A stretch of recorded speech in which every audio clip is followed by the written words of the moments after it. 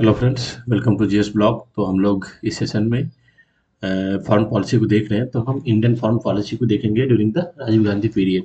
तो 1984 के बाद से 1990 तक ये जो पीरियड था, उस टाइम इंडिया का फॉरेन पॉलिसी कैसा रहा, और उसको हम इस परिप्रेक्ष्य में देखेंगे कि जिस तरह का वर्ल्ड का सिनेरियो चेंज हो रहा था। जैसे कि यूएसएसआर, मेनली यूएसएसआर एक तरीके से टूटने के कगार पर, उस तरह की पॉलिसी अडॉप्ट करना स्टार्ट हो गया था। गोर्बाचेव वाला पीरियड आना स्टार्ट हो गया था। तो उस टाइम इंडिया को किस तरीके से अपने पॉलिसी को डिसाइड करना, और पॉलिसी को डिसाइड करने में क्या क्या समस्याएं थी, उसको हम इसमें देखने की कोशिश करेंगे। देखिए, आप यदि राजीव गांधी के टाइम में देखोगे तो इंडिया का एक तो फॉरेन पॉलिसी जो डिसाइड होता है वो 3-4 पिलर पे डिसाइड होता है। पहला होता है एक इकोनॉमिक पे। इकोनॉमिक फ्रंट पे जब हम डिसाइड करते हैं फॉरेन पॉलिसी, तो हम देखते हैं जो भाई हमारी ट्रेड इकॉनमी इसको बढ़ाने के लिए, ट्रेड हो गया, इकॉनमी को बढ़ाने के लिए, इंडस्ट्रियलाइजेशन को बढ़ाने के लिए हमें टेक्नोलॉजी की ज़रूरत है। तो टेक्नोलॉजी के लिए हमें कंट्री के साथ रिलेशन बनाना अच्छा अ, होगा। तो इस फ्रंट पे देखते हैं ट्रेड इंडस्ट्रियलाइजेशन पे। फिर उसके बाद सेकंड यदि फ्रंट आता है तो डिफेंस देखते हैं। भाई डिफेंस डिफेंस की डिपेंडेंसी, क्योंकि डिफेंस में अभी तक आप सेल्फ डिपेंडेंट थे नहीं। तो उस डिफेंस इक्विपमेंट को इंपोर्ट करने के लिए हम किस कंट्री से लें, और कौन सा कंट्री हमें ईजिली देगा, तो उसके अकॉर्डिंग हम डिसाइड करते हैं। ठीक। फिर उसके बाद जो हमारे पे नेबर कंट्री है, उसके साथ क्या हमारा हिस्टोरिकल और काइंड्स ऑफ जो प्रॉब्लम है, उसको हम देख के फिर फॉरेन पॉलिसी डिसाइड करते हैं। या फिर जो आपका नेबर कंट्री है उसके इंटरनल इशू क्या है, उस इंटरनल इशू से हमें कितना इफेक्ट होगा, उसके अकॉर्डिंग देखते हैं। फिर उसके बाद आप देखेंगे वर्ल्ड में जो चल रहा है, वर्ल्ड अफेयर्स, उस पर हमारा क्या स्टैंड है। ठीक। क्योंकि ये जो पीरियड था, अभी कोल्ड वॉर का पीरियड चल ही रहा था। दो पार्ट में वर्ल्ड बटे ही थे, यूएसएसआर और यूएसए। ठीक। तो ये चीज़ें देखेंगे।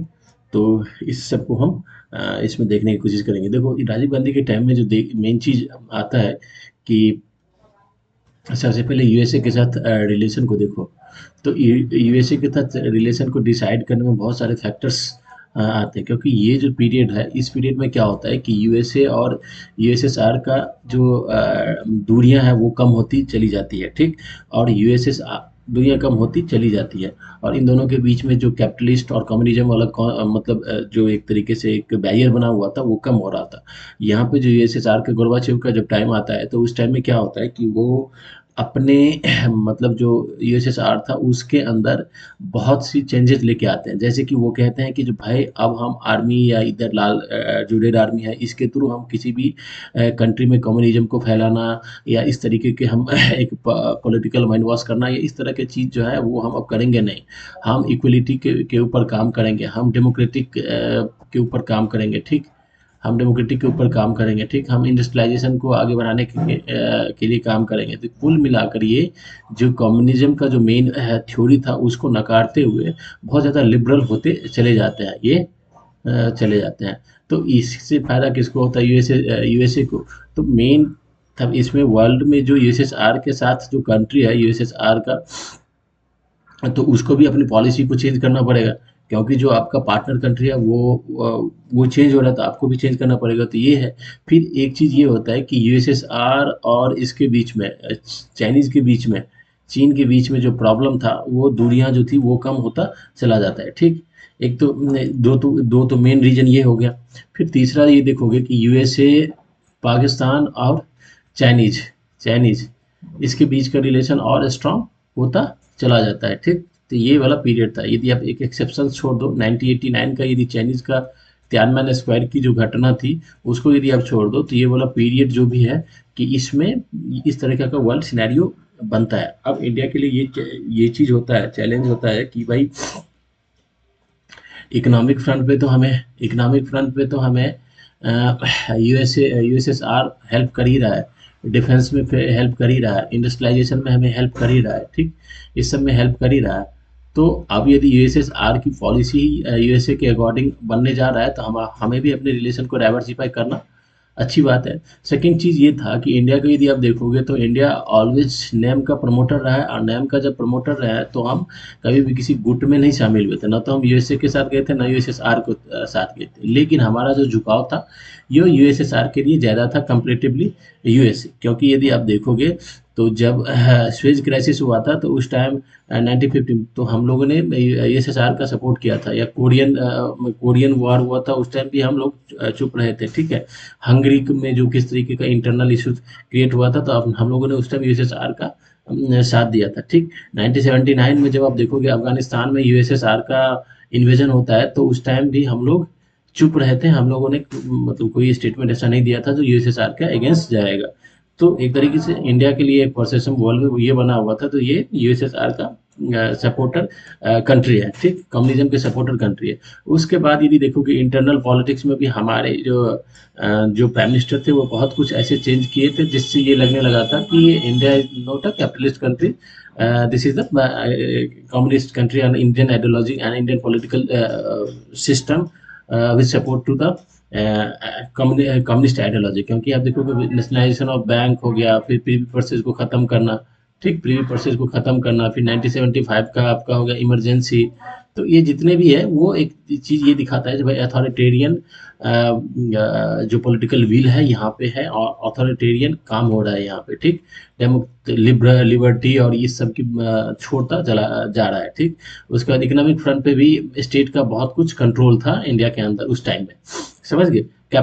अभी भी आप कैपिटलिस्ट को मार्केट नहीं खोले थे, एफडीआई नहीं आया था, ठीक, ये सब चीज़ इंडिया में था नहीं। तो जो वेस्ट वाला था ये समझ रहा था जब भाई आप इसके साथ हैं, यूएसएसआर के आइडियोलॉजी के साथ हैं, वैसे भी आप सपोर्ट कर रहे हैं, और आपकी जो इंटरनल एक्टिविटी है वो भी इस चीज़ को दिखा रहा है कि आप यूएसएसआर के साथ, ठीक। तो ये पूरा एक सिनेरियो था उस टाइम में। लेकिन इसके पीछे भी बहुत सारे रीजन थे। यदि आप देखोगे तो पाकिस्तान को किस तरीके से as a as a proxy west ने यूज़ किया था 1947 के बाद से ही। तो बहुत सारे रीजन था, इंडिया का इंटरनल कुछ चीज़ें थी जिसमें कि उसको किसी को एक को साथ तो लेकर चलना पड़ता था। 1971 में ही देखेंगे तो बहुत सारे ऐसे वजह थे, ठीक।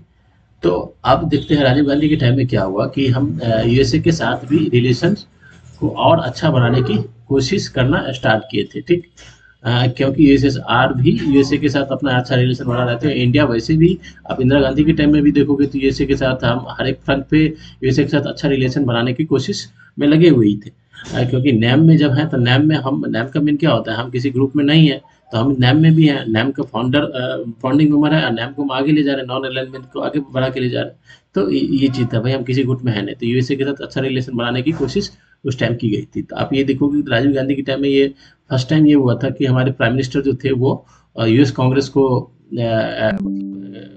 उसको आप संबोधित किए थे। फर्स्ट टाइम ये हुआ था, राजीव गांधी का यात्रा हुआ था तो उस टाइम वो किए थे। उसके बाद हमारे यूएसए के साथ जो कुछ डील हुई थी, बहुत सारी डील हुई थी। उस डील में ये था कि हमें यूएस देगा एक सुपर कंप्यूटर देगा, वो अच्छी क्वालिटी का सुपर कंप्यूटर देगा जो हमारे इसके लिए जो वेदर फोरकास्टिंग और इस सब के लिए अच्छा रहेगा, ठीक। लेकिन क्या हुआ बाद में, जो यूएस का जो कह सकते हैं जो उसका इंटेलिजेंस डिपार्टमेंट या सीआईए है, उसने इस बात को नकारा कि भाई आप इसको यदि ये देंगे तो इस टेक्नोलॉजी का इंडिया गलत यूज़ कर सकता है, अदर सेक्टर में यूज़ कर सकता है, इसीलिए। तो फिर यूएसए ने सुपर कंप्यूटर जो अच्छी क्वालिटी के था वो न देकर दूसरा हमें दिया, ठीक। फिर हम लोगों ने ये भी इच्छा जताई कि भाई डिफेंस सेक्टर में हम हमारे साथ आप डील कीजिए, और हम चाहते हैं कि मतलब जो फाइटर जेट हम बनाना चाहते हैं तो उस फाइटर जेट को बनाने में आप हेल्प कीजिए। फिर भी लेकिन यूएसए उस टाइम इस पे मदद की नहीं, लेकिन हम इस डायरेक्शन में बढ़ रहे थे जब भाई टेक्नोलॉजी लेवल पर हम यूएसए के साथ थोड़ा और रिलेशन को बिल्ड करें, ठीक। तो ये हमारा उस टाइम था, यूएसए के साथ एक अच्छा रिलेशन बनाने की तरफ आगे बढ़ रहे थे, ठीक, राजीव गांधी के टाइम में। सेकेंड चीज़ यदि आप देखते हो तो यूएसएसआर का साथ जो हमारा रिलेशन था भाई ठीक ही था, उसमें जो पहले से चले आ रहे थे उसी पे हम टिके हुए थे, कुछ उसमें ज़्यादा परिवर्तन आ नहीं रहा था। लेकिन जो यूएसएसआर का जो परिवर्तन देखने को मिल रहा था, क्योंकि वो अफगान से बाहर होने पे तैयार हो गया था 1970, अफगानिस्तान से वो बाहर निकलना स्टार्ट कर दिया था, ठीक।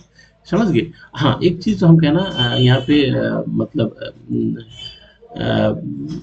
ये अफ़गानिस्तान से बाहर निकलना स्टार्ट कर दिया था, ठीक? और आप ग्लास्तोक पेरेस्त्रोक, ये 2 चीज़ था, ग्लास्तोक पेरेस्त्रोक वो लेकर जो आया था मिखाइल गोर्बाचेव, तो इस पे इसका रिलेशन था, ठीक? ग्लास्तोक पेरेस्त्रोक ये क्या होता है, 2 कॉन्सेप्ट, ये लिबरलिज्म को आगे बढ़ाना, ये इस टाइप का कॉन्सेप्ट है, ठीक है? ये पेप्टाइजेशन, लिबरलाइजेशन, इस तरह के कॉन्सेप्ट को आगे बढ़ाना, मतलब कुछ मिला के ये जो वेस्ट का कॉन्सेप्ट है उसको, स्टेट को चलाने का, उसको एडॉप्ट करने की तरफ बढ़ रहा था, ठीक? तो ये तो हमारा यूएसएसआर के साथ था, समझ गए। आप यदि देखोगे जब इंडिया के टाइम, जो उस टाइम फॉरेन पॉलिसी में जो मेन इश्यूज थे, उस इश्यूज में सबसे बड़ा इशू ये था कि पाकिस्तान को लेकर, यदि पाकिस्तान को लेकर देखोगे तो उस टाइम का रिलेशंस जो था पाकिस्तान में, उस टाइम मिलिट्री रूल था, जियाउल हक, जियाउल हक था, ठीक? और जियाउल हक के बाद कौन आया था? बेनजीर भुट्टो, बेनजीर बेनजीर भुट्टो, ठीक? तो इस टाइम 2 चीज़ हुआ था, एक तो ये सियाचिन ग्लेशियर वाला इशू था, सियाचिन ग्लेशियर, तो पाकिस्तान ये सोचता था तो भाई सियाचिन ग्लेशियर यदि हमें मिल जाएगा, तो सियाचिन का यदि लोकेशन देखोगे तो ये सियाचिन हो गया, तो इधर ये पीओके वाला, ये इधर पीओके है, इधर ये इंडिया का पार्ट है, यहाँ पे एक बहुत इम्पोर्टेंट इंडिया का रोड है, ठीक? तो कह रहा था भाई सियाचिन क्योंकि ऊंचाई पे है, ये मिल जाएगा तो हम इंडिया की इस रोड को भी ब्लॉक कर सकते हैं, इंडिया पे नज़र रख सकते हैं, तो it is a strategic point. तो सियाचिन ग्लेशियर को लेने के लिए पाकिस्तान ने अपना काम स्टार्ट किया, तो फिर इंडिया ने अपना इस यहाँ पे ऑपरेशन करके उसको वापस ले लिया, तो एक तो ये चीज़ उस टाइम हुआ था। दूसरा चीज़ ये है कि यदि पाकिस्तान को देखोगे तो उस टाइम 2 काम कर रहा था वो, एक चीज़ तो वो समझ गया था भाई इंडिया से डायरेक्ट फाइट करेंगे नहीं, उसमें हम टिक नहीं सकते हैं, और डायरेक्ट हमें हेल्प करने के लिए कोई आएगा नहीं। 1971 में वो चीज़ देख लिया था कि ना तो यूएसए आया था, ना उसको चाइना डायरेक्ट आके हेल्प किया था। तो वो 2 काम स्टार्ट किया, एक तो पंजाब के अंदर वो सेपरेटिज्म को बढ़ाने के लिए काम स्टार्ट किया वहाँ पे सेपरेटिज्म को, दूसरा जे एंड के में वो जम्मू एंड कश्मीर में मतलब टेररिज्म को बढ़ाना स्टार्ट किया, ये दोनों काम स्टार्ट किया, जिसको कहते हैं प्रॉक्सी वॉर, तो प्रॉक्सी वॉर स्टार्ट किया था। जियाउल हक के साथ मतलब यहाँ पे बातचीत हुई, जियाउल हक भी इंडिया आया था जब इंदिरा गांधी का डेथ हो गया था, तो फिर जियाउल हक भी इंडिया आया था, फिर इंडियन प्राइम मिनिस्टर भी पाकिस्तान गए थे, फिर उसके बाद नेम का जो समिट होता है, नहीं इसका कह सकते हैं, क्या कह सकते हैं आप, दक्षिण मतलब सार्क की जो समिट होती है उसमें भी जियाउल हक आया था, मतलब इस तरीके का रिलेशन को एक अच्छा बनाने का कोशिश की जा रही थी, ठीक? लेकिन यहाँ पे एक बहुत बड़ा फैक्टर ये है कि उस टाइम के यदि इंडिया पाकिस्तान का रिलेशन देखोगे तो उस रिलेशन में एक बड़ा बहुत फैक्टर है, ये है न्यूक्लियर, न्यूक्लियर, क्योंकि क्योंकि क्योंकि 1974 में इंडिया ने अपना किया था भाई, हम्म, और पाकिस्तान भी चाहता था भाई न्यूक्लियर हमारे पास आ जाए, ठीक? तो एक दूसरे के बीच एक एक इंडिया और पाकिस्तान के बीच में ट्रस्ट डेफिसिट उस टाइम बहुत था, और इंडिया एक तरफ ये पाकिस्तान के साथ कह रहा था भाई न्यूक्लियर के मसले पे हम लोग आगे नहीं बढ़ेंगे, इसको यहीं पे रखेंगे, न्यूक्लियर आर्म्स या इस तरह का हम इधर एक आर्म्स रेस नहीं बनाने की कोशिश करेंगे। तो हम इंडिया के पाकिस्तान के साथ जब भी रिलेशन उस टाइम एस्टेब्लिश होता था तो इस मुद्दे पे बातचीत जरूर होती थी, ठीक? और इंडिया को यदि आप देखो तो इंडिया अभी वर्ल्ड में भी, चाहे वर्ल्ड की जितनी प्लेटफॉर्म हो, या तो यूएनओ में देखोगे तो यूएनओ का जब कॉन्फ्रेंस होता है तो इंडिया डी न्यूक्लियराइजेशन की बात करता है, डी आर्मनाइजेशन, डी न्यूक्लियराइजेशन की बात करता है, क्योंकि अब यदि डी न्यूक्लियराइजेशन की यदि देखोगे तो क्यों उस टाइम जब यूएसए और यूएसएसआर की जो बात चल रही थी ना, तो उस टाइम बहुत सारे उन दोनों के बीच में ट्रीटी हुआ था, साल्ट हुआ था, स्टार्ट हुआ था, ये सब सारी ट्रीटी हुई थी। तो ये सब जो ट्रीटी थी वो यही था कि जो भाई हम अपने जो आर्म्स है उसको कम करेंगे, जो आर्म्स मतलब न्यूक्लियर आर्म्स है उसको कम करेंगे, जो हमारे पास मिसाइल है, जो मिसाइल आपके रेंज में आता है, जो बैलिस्टिक मिसाइल है उसको भी कम करेंगे, मतलब ये था कि आर्म्स का जो रेस चल रहा है उसको कम करेंगे, इससे वर्ल्ड पे भी इफेक्ट पड़ेगा, वर्ल्ड पे भी इसका प्रभाव पड़ेगा, वर्ल्ड में भी एक न्यूक्लियराइजेशन की तरफ जो वर्ल्ड भागने की कोशिश करता है वो उस पर लगाम लगेगा। तो एक ये दोनों भी अपना ट्रीटी कर रहा था, और इंडिया हमेशा इस चीज को प्रमोट कर रहा था। जो भाई तो या तो आप एनपीटी की जो बढ़ा बात करें, नॉन प्रोलिफरेशन ट्रीटी की बात कर रहे हैं, तो एनपीटी ये कभी भी मतलब एक तरीके से बाइज्ड नहीं होना चाहिए। जैसे कि बाइज्ड इसमें ये था कि जो कंट्री बना लिया है उसके पास रहेगा, जिस कंट्री के पास नहीं है वो नहीं बना पाएगा। तो ये नहीं होना चाहिए। या तो पूरे वर्ल्ड को डीन्यूक्लियराइज कर दीजिए आप, वर्ल्ड में किसी के पास न्यूक्लियर नहीं रहेगा, या तो फिर आप इस तरीके के नहीं चलेंगे। आप यदि देखोगे तो 92 में एनपीटी खत्म होने वाला था, ठीक। तो इसके जगह नया कोई और ट्रीटी आता, एनपीटी का जब टाइम पीरियड हो जाता तो फिर नया कोई ट्रीटी आता। तो इसीलिए इंडिया वर्ल्ड प्लेटफॉर्म पे डीन्यूक्लियराइजेशन की बात करना स्टार्ट किया था, ठीक। समझ गए। तो इसमें यदि देखोगे तो ये चीज चल रहा था एक न्यूक्लियर के लेवल पे। दूसरा दूसरा अब हम लेके आते हैं जो इंडिया के सामने जो मेन चैलेंज था, नेवर में जो चैलेंज था, वो चीज हम देखते हैं उस टाइम। देखोगे, देखो इस टाइम यदि देखोगे तो बहुत सारा टेररिस्ट एक्टिविटी भी हुई थी, जिसमें कि इंडिया के प्लेन को जो खालिस्तान वाले थे उसने मतलब हाईजैक कर लिया था, वो पाकिस्तान लेकर चला गया था। तो ये सब चीज़ छोटा मोटा घटना उस टाइम हुआ था, क्योंकि जो खालिस्तान मूवमेंट है उसको पूरा आईएसआई फंड कर रहा था, आईएसआई पैसा दे रहा था, और जो भी कुछ खालिस्तान को मारने वाले जो विदेश में रहते थे वो फंडिंग करता था, आईएसआई उसको लॉजिस्टिक देता था, उसके बाद इंटेलिजेंस सपोर्ट, ग्राउंड सपोर्ट, सब कुछ आईएसआई के थ्रू किया जाता है। आईएसआई कौन था? अमेरिकन आईएसआई था इधर, पाकिस्तान का इंटेलिजेंस एजेंसी वो कर रहा था। क्योंकि पाकिस्तान का जो पॉलिसी देखोगे, 1971 के बाद ही पाकिस्तान की पॉलिसी चेंज हो गई थी कि भाई इंडिया के साथ हम डायरेक्ट फाइट नहीं करेंगे, डायरेक्ट फाइट में हमें कोई हेल्प करता नहीं है तो हम इंडिया को डायरेक्ट फाइट में हरा नहीं सकते हैं। तो उसका ये था जो भाई जम्मू एंड कश्मीर यदि हम अपना लेना चाहते हैं तो इसको एक ही तरीके से होगा, एनार्किज्म हम यहाँ कर देते हैं इंडिया के अंदर, या जो जम्मू एंड कश्मीर है वहाँ पे हम सेपरेटिज्म को बढ़ावा देंगे, तो वहाँ पे एक अनस्टेबिलिटी आ जाएगी, तब हम वहाँ पे कुछ इंटरवेंशन करेंगे तो ये हो सकता है। तो उसके लिए वो प्रॉक्सी खड़ा किया था, जितने भी टेररिस्ट ऑर्गेनाइजेशन है उसको खड़ा किया था, और उसके थ्रू ये जम्मू एंड कश्मीर में ये अपना ये एक्टिविटी स्टार्ट किया था। दूसरा चीज़, जो खालिस्तान मूवमेंट है, खालिस्तान मूवमेंट को खड़ा होने में इंडिया का कुछ अपना पॉलिसी भी काम मतलब रीजन है कि सेपरेटिज्म आ गया था वहाँ पे। वो हम जब पोस्ट इंडिपेंडेंट इंडिया पढ़ेंगे तो उसमें उसको डिटेल्स में डिस्कशन करेंगे। हाँ, तो ये एक आ गया था, तो पाकिस्तान भी सोचा जो भाई एक प्लस पॉइंट है, तो उसने सोचा कि ये बॉर्डर स्टेट है तो इसमें हमें इजीली यहाँ पे इनस्टेबिलिटी हम क्रिएट कर सकते हैं, तो खालिस्तान वाले को सपोर्ट करने लगा था यहाँ पे। तो पाकिस्तान की पॉलिसी अभी दो चीज़ पे चल रही थी। इंडिया की जब भी बातचीत होती थी तो इंडिया इस चीज़ को उठाता था, दूसरा न्यूक्लियर को लेकर बातचीत होता था, ठीक।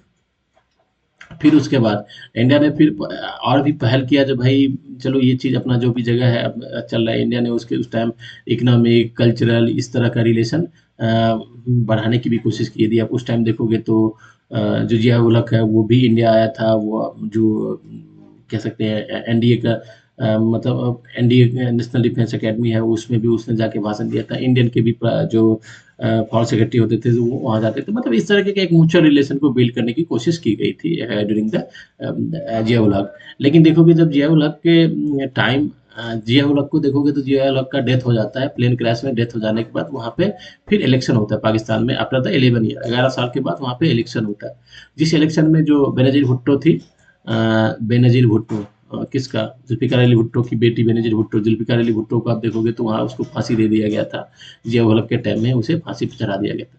तो बेनजीर भुट्टो को वहाँ पे इलेक्ट कर दिया गया, वो प्राइम मिनिस्टर बनी। तो इसके प्राइम मिनिस्टर बनने के बाद ये चीज़ उस टाइम वर्ल्ड में ये चलने लगा कि भाई एक तो ये भी यंग लीडर आया है और इंडिया में भी यंग लीडर है राजीव गांधी, तो हो सकता है कि इंडिया का जो भी इश्यूज है वो खत्म हो जाएगा। इश्यूज में क्या था, एक जम्मू एंड कश्मीर का इशू, तो लेकिन इस पर कोई बातचीत हुई नहीं। हाँ, लेकिन बेनजीर भुट्टो के टाइम में आप ये चीज़ देखोगे तो रिलेशन को अच्छा बनाने की कोशिश की गई, बट कुछ हुआ नहीं। पाकिस्तान की जो स्टेट पॉलिसी थी वो इस पे कंसंट्रेट फुल्ली हो गया था कि भाई हमें खालिस्तान एंड ये terrorist activity in Jammu and Kashmir, इस पॉलिसी को ही अडॉप्ट करना है, तभी हमें जम्मू एंड कश्मीर हमारा हो सकता है। तो ये उस पर टिका हुआ था। तो बेनजीर भुट्टो के टाइम में आप कोई ऐसा बहुत बड़ा रेडिकल चेंज आप देखोगे इस तरह का कोई हुआ नहीं था। तो ये था ड्यूरिंग द राजीव गांधी के पीरियड में पाकिस्तान के साथ आप रिलेशन देख सकते हो, ठीक। देखो पाकिस्तान के यदि देखोगे वर्ल्ड के रिस्पेक्ट में देखोगे तो पाकिस्तान इधर अपना यूएस के साथ उसका अच्छा रिलेशन था ही, क्योंकि पाकिस्तान यूएस को ये था कि हमें यदि इधर से यूएसए अफगानिस्तान से हमें यदि इसको बाहर करना है, यूएसएसआर को बाहर बाहर करना है, तो हमें पाकिस्तान की जरूरत पड़ेगी। तो यूएसए फुल्ली पाकिस्तान को आर्म्स एंड कह सकते हैं जो पैकेज था वो देना स्टार्ट किया था, और ये क्या करता था, इस पैकेज का यूज इंडिया के अगेंस्ट करना स्टार्ट किया था, समझ गए। और पाकिस्तान, यूएसए एंड चाइनीज, इन तीनों का एक उस टाइम अच्छा रिलेशन बन गया था। क्योंकि अभी यदि चाइनीज को देखोगे तो उस टाइम डेन जियोपिंग के टाइम में क्या हुआ था, चाइनीज ने ये यूएस के साथ एक ट्रीटी की थी, एक तरीके के आप देखोगे निक्सन के टाइम में किया था, एक ट्रीटी की थी कि भाई हमारा जो रिलेशन होगा आपके साथ, उसमें हमारा जो पॉलिटिकल जो हमारा फंडामेंटल है, जो पॉलिटिकल पॉलिसी है, मतलब जो राजनीतिक राइट्स जितना अभी हम जनता को दे रहे हैं कि नहीं दे रहे हैं, उस चीज़ में आप अपना यहाँ के बकैती मत करोगे कि जो भाई तुम लिबर्टी दो, डेमोक्रेसी दो, इक्वलिटी दो, ये सब नहीं करना। हाँ, इकोनॉमिक फ्रंट पर यदि आप चाहेंगे तो हम कैपिटलिज्म या इस तरह के फ्री मार्केट, और जो आपके पास कैपिटल है, हमारे पास लेबर है, रिसोर्स है, तो इस दोनों को मिलाकर प्रोडक्शन को बढ़ाएंगे और इकोनॉमिक ग्रोथ को आगे बढ़ाएंगे। तो इस पे बात हो गई थी। तो चाइनीज, यूएसए और पाकिस्तान, इसका अच्छा रिलेशन उस टाइम चल ही रहा था। और चाइना का यदि देखोगे तो चाइना का यूएसएसआर के साथ भी अच्छा रिलेशन 1985 के बाद से अच्छा रिलेशन हो गया था। तो इस तरह का एक्सिस बन रहा था। इंडिया का आप देख लिए, इंडिया अभी किस फ्रंट पे था। इंडिया में देख लिया भाई, यूएसएसआर भी जा रहा है, यूएसए के साथ अपना अच्छा रिलेशन बिल्ड कर रहा है, वहाँ पे जो कम्युनिज्म वाला है उसका भी खत्म हो रहा है, और ये चीज चल रहा है। तो इंडिया भी यूएस के साथ और मतलब चाहा कि भाई हम अपने रिलेशन को और डाइवर्सिफाई करें, तो यूएस के साथ अच्छा रिलेशन बनाने की कोशिश की। तो उसमें आप देख लीजिए कि भाई टेक्नोलॉजी लेवल पर किस तरह का बात हुआ था। जो हमारे आईआईएससी है, Indian institute of science, Indian institute of science Bengaluru, उसमें ही सुपर सुपर कंप्यूटर के लिए बात की थी यूएस के साथ, तो उसने नहीं दिया था। ठीक। So other section of the international politics, we can see the relation between Indian and Sri Lanka at this stage. So main the point of contention was the relations between India and Sri Lanka. आप देख सकते हो उस time पे क्या हुआ था। तो श्रीलंका के साथ अभी ये रिलेशन वहाँ पे देखना इसीलिए इम्पोर्टेंट है क्योंकि यदि देखोगे तो यहाँ पे श्रीलंका के अंदर इनस्टेबिलिटी आ गई थी। यहाँ पे सिंगली रिलीजन, मतलब बुद्धिज्म का ही था। तो और यहाँ पे एक माइनॉरिटी कह सकते हो, तमिलियन था। तो ये तमिलियन जो थे राइट्स की मांग करते थे, और इसके कॉन्स्टिट्यूशन में भी मांग करते थे भाई हमें राइट्स देना चाहिए ये। तो इधर सिंगली बुद्धिज्म की तरफ से यहाँ पे ये सब चीज राइट्स दे नहीं रहा था इसको। ठीक। तो फिर इनके अंदर प्रोसिक्यूशन स्टार्ट हो गया। तो फिर इसके अंदर सेपरेटिज्म आ गया और यहाँ पे ये प्रोसिक्यूट करना स्टार्ट किया था इन लोगों का, और एक्सप्लॉयटेशन करना स्टार्ट किया था, आर्मी का यूज करना स्टार्ट किया था। तो ये एक सिविल वॉर स्टार्ट हो गया था यहाँ पे जाफना के पास। अब देखो इससे मेन प्रॉब्लम इंडिया में क्या हुआ कि आपका तो एक नेबर कंट्री है, यदि आप इस पे यहाँ पे यदि इनस्टेबिलिटी है, इस इनस्टेबिलिटी को आप खत्म नहीं करोगे तो वर्ल्ड पावर जो भी है यहाँ पे इंटरवीन करेगा। तब आपके अगल बगल में आके यहाँ पे एक प्रॉब्लम क्रिएट हो जाएगा। तो भाई आपकी जिम्मेदारी बनती है जो हमारे अगल बगल जो भी है वहाँ पे एक शांति बना रहे, या कोई भी प्रॉब्लम है तो उसको आपको सॉर्ट आउट करने की जरूरत है। नहीं तो आप उससे ये क्या हो जाता है, हॉटस्पॉट हो जाता है जहाँ पे वर्ल्ड पावर आके अपना काम करना स्टार्ट करता है। वर्ल्ड पावर मतलब क्या, यहाँ पे जो एक्सेस था, एक हो गया पाकिस्तान, दूसरा यूएसए एंड तीसरा इजराइल। ये तीन जो थे ये पूरी तरीके से चाहते थे जो भाई जो ये श्रीलंका वाला इशू है इसका फायदा उठाया जाए। और ये तीनों जो थे इसको जो वहाँ पे जयवर्धने का गवर्नमेंट था उस टाइम, जयवर्धने को हेल्प कर रहे थे। किस लेवल पे, इंटेलिजेंस के लेवल पे, आर्म्स के लेवल पे, बहुत कुछ हेल्प उस टाइम उसको कर रहे थे, समझ गए। किसको दबाने के लिए, इधर लिट्टे एलटीटी ग्रुप जो खड़ा हो गया था, एलटीटी ग्रुप जो एक सेपरेट तमिल इलम का बात कर रहा था। ठीक। देखोगे यदि आप लिट्टे को देखोगे, एलटीटीयू को देखोगे, तो इनका डिमांड था जो भाई जो तमिल है उसको, जो तमिल है श्रीलंका के अंदर उसको राइट्स देना चाहिए, उसको श्रीलंका गवर्नमेंट के अंदर मतलब पूरी तरीके से उसको भाई मतलब इंक्लूड करना चाहिए। नहीं तो फिर हम सेपरेट एक तमिल इलम बनाएंगे। और उनका ये भी था, लिट्टे का जो मेन जो हेड थे प्रभाकरन बेनुपिल्ले प्रभाकरन थे। इनका ये भी था कि भाई एक तो ये हो गया, दूसरा जो मलेशिया है उसको भी इंडोनेशिया में कुछ पार्ट है, ये सबको मिला के एक हम ग्रेट तमिल इलम बनाएंगे इंडियन ओशन के अंदर। ये चीज भी था उनके मन में। तो इंडिया के बगल में ये इनस्टेबिलिटी स्टार्ट हो गया। इंडिया ने क्या किया उस टाइम, हमारे देश के जो प्राइम मिनिस्टर थे आप देखोगे तो इंदिरा गांधी के टाइम में ही इंडियन ये बात शुभ उगाना स्टार्ट हो गया था। तो इंदिरा गांधी के टाइम में ही देखोगे तो इंदिरा गांधी की सरकार ने भाई बोला श्रीलंका को, जो भाई इसको सॉर्ट आउट करो, प्रॉब्लम को खत्म करो, आप जो तमिल का जो इशू है उसको तो ठीक। तो ये चीज़ हुआ नहीं। जयवर्धने के टाइम में आप देखोगे तो यहाँ पे बहुत सारा प्रोसिक्यूशन स्टार्ट हो गया था। तो इधर ये आर्म्ड रिबेलियन और सिविल वॉर वाला स्थिति बन गया था, समझ गए। वर्ल्ड पावर यहाँ पे देख रहा था जो भाई मुझे मौका मिले हम यहाँ पे इंटरवीन करना स्टार्ट करूंगा, ठीक। देखिए इसका यदि आप इंटरनल प्रभाव देखोगे इंडिया के इंटरनल पॉलिटिक्स पे, तो ये चीज़ दिख रहा था। एक तो यदि तमिल में देखोगे, तमिलियन में एक सेपरेटिज्म की भावना थोड़ी सी भी आ जाती है तो तुरंत वो सेपरेटिज्म के राग गाने लगते हैं। सेपरेटिज्म इन द सेंस, जैसे हिंदी वाला कोई सा भी इशू आता है तो तुरंत वो सेपरेटिज्म की बात करने लगते हैं, हम अलग हो जाएंगे, हम अलग हो जाएंगे, उस टाइम की बात कह रहे हैं। ये था। दूसरी चीज ये था कि वो अपने आप को इन लोगों से एक मानते थे, भाई ये हमारा ही भाई है, ठीक। तो वो इंडियन गवर्नमेंट के ऊपर ये प्रेशर डालते थे, तो भाई आप क्यों नहीं इसको हेल्प कर रहे हैं, इस मुद्दा को क्यों नहीं खत्म कर रहे हैं, यदि नहीं कर रहे हैं तो इनको हेल्प कीजिए, जो यहाँ पे है, जो तमिल ईलम है उनको हेल्प कीजिए, जो एलटीटी है उनको हेल्प कीजिए, ये प्रेशर डाल रहे थे, ठीक।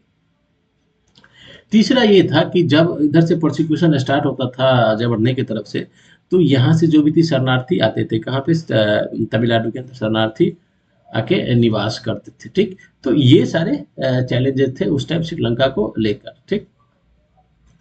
तब गवर्नमेंट के पास एक रास्ता ये था, तो गवर्नमेंट ने क्या किया, फिर भाई बातचीत करके मुद्दा को सुलझाने का काम किया था। लेकिन उस टाइम ये जो था जयवर्धने का सरकार जो था वो उस पर अडिग नहीं रहता था, ठीक है, वो मानने को तैयार नहीं होता था, क्योंकि वो अपने तीसरे हवा फायर में था, क्योंकि हमें ये हेल्प कर रहा है, हमें वो हेल्प कर रहा है, वो हेल्प कर रहा है।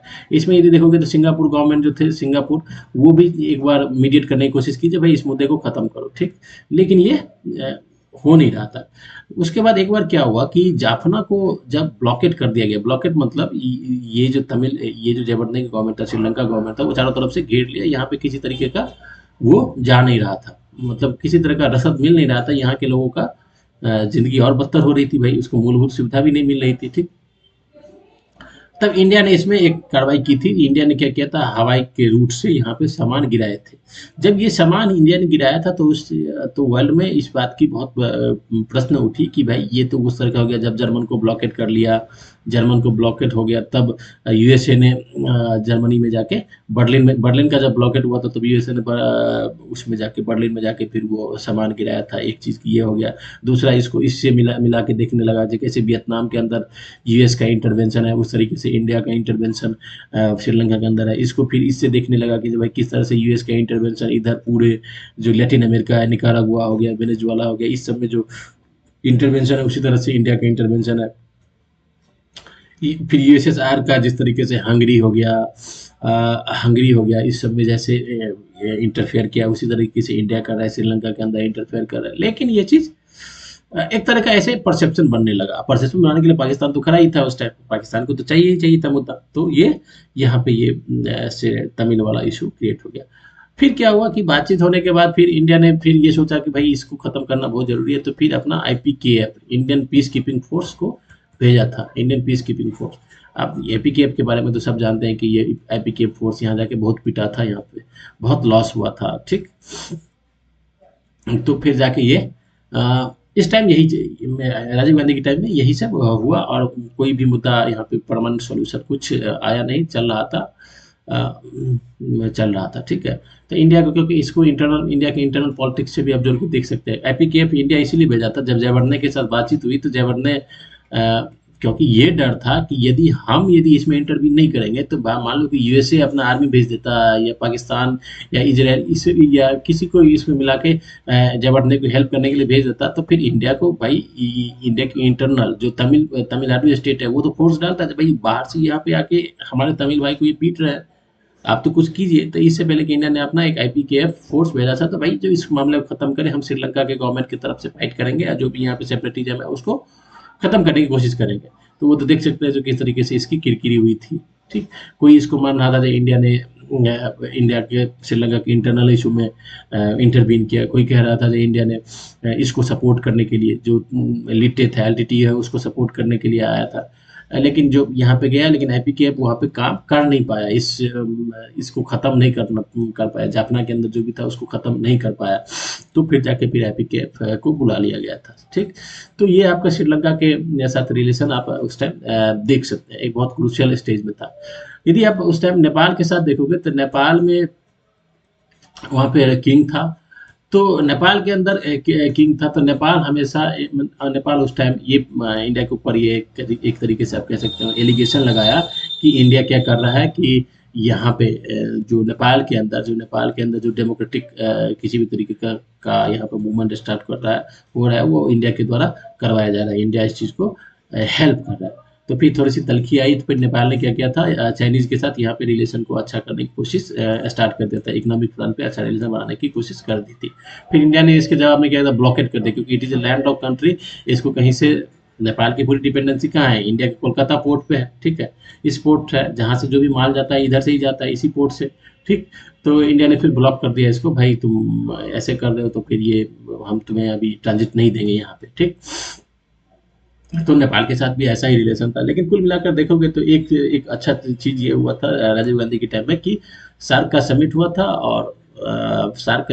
था, और एक साउथ एशिया के अंदर ये था कि मतलब एक अच्छा रिलेशन को बिल्ड किया जाए, और एक दूसरे का अ, क्योंकि उस टाइम यदि देखोगे तो वर्ल्ड में आसियान आसियान पूरी तरीके से एक्टिव हो गया था, association of south east Asian nation का, और यूरोपियन यूनियन ईयू भी एक्टिव हो रहा था। तो ये देखा गया कि जो भाई जो बहुत सारे कंट्री एक साथ मिलकर डेवलपमेंट एक्टिविटी को आगे बढ़ाते हैं, एक दूसरे को हेल्प करते हैं, तो ये एक अच्छा चीज़ है। तो ये मतलब साउथ एशिया के देश में भी किया जा सकता है। तो सार्क इस फ्रंट पे इस पे काम कर रहा था, जिसमें बहुत सारे फ्रंट पे भाई हम कल्चरल रिलेशन को आगे बढ़ाएंगे, हम इकोनॉमिक रिलेशन को आगे बढ़ाएंगे, हम सोशल रिलेशन को आगे बढ़ाएंगे, हम डिफेंस में आगे, मतलब इस तरीके का था। तो भाई हर एक फ्रंट पे हम रिलेशन को आगे बढ़ाएंगे और एक दूसरे को अच्छा मजबूत बनाने डेवलप करने की कोशिश करेंगे, क्योंकि आसियान और ईयू को एक तरीके से इस तरीके से देखा जा रहा था। तो ये भी अ, था। दूसरी तरफ ये देखोगे तो जो साउथ एशिया के अंदर जितने भी कंट्री थे, सबके अंदर एक और दूसरा भावना ये भी था कि भाई India treat like as a big brother other country, मतलब बिग बिग ब्रदर की तरह काम करता है, इंडिया दबदबा काम करने की कोशिश करता है। तो एक दूसरा ये चीज भी था। तो ये जो पीरियड था कुल मिलाकर आप देखोगे तो राजीव गांधी के टाइम में इसी तरह का फॉरेन रिलेशन है। बांग्लादेश के साथ उस टाइम कुछ ऐसा हुआ नहीं। बांग्लादेश में देखोगे तो मुजीबुर रहमान को जाने के बाद बहुत टाइम तक मिलिट्री रूल वहाँ पे था, समझ गए। तो 1984 से 85 मतलब 90s तक आप देखोगे तो ये पीरियड रहा था फॉरेन रिलेशंस के अंदर इंडिया के मतलब अदर अदर कंट्री में। ठीक, फिर नेक्स्ट में होगा, इसमें यदि हमें कुछ और इम्पोर्टेंट मिलेगा तो हम और आपको बताने की कोशिश करेंगे। और नेक्स्ट में और हम दूसरे में 90s के बाद से फॉरेन रिलेशन को हम देखने की कोशिश करेंगे, और कोई इसमें इम्पोर्टेंट चीज़ और मिला तो हम उसको नेक्स्ट में जोड़ने की कोशिश करेंगे। क्योंकि ये जो टाइम है ना, बहुत वर्ल्ड में एक चेंज आ रहा है, क्योंकि जो कोल्ड वॉर है, कोल्ड वॉर खत्म होने के कगार पे है, मल्टीपोलर से यूनिपोलर वर्ल्ड होने का एक कगार पे है। So thank you for watching it, please like share.